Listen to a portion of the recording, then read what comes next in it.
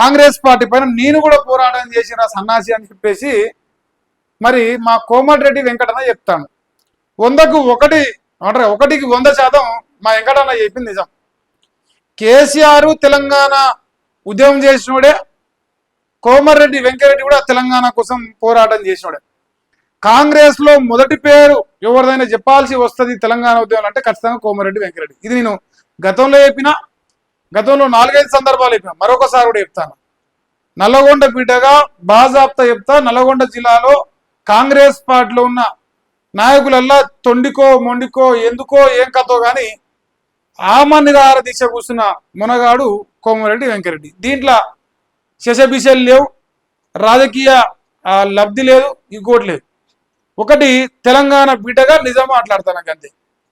ఇప్పుడు కోమటిరెడ్డి వెంకటరెడ్డికి తెలంగాణ ఉద్యమం గురించి తెలుసు. ఎందుకంటే తెలంగాణ ఉద్యమంలో పాత్ర పోషించినోడు, కాంగ్రెస్ లో ఉంటూనే ఆయనకు చేతనైనంత వరకు ఉడతాభక్తిగా తెలంగాణ పోరాటం చేసిన ఆయన కూడా కొంచెం.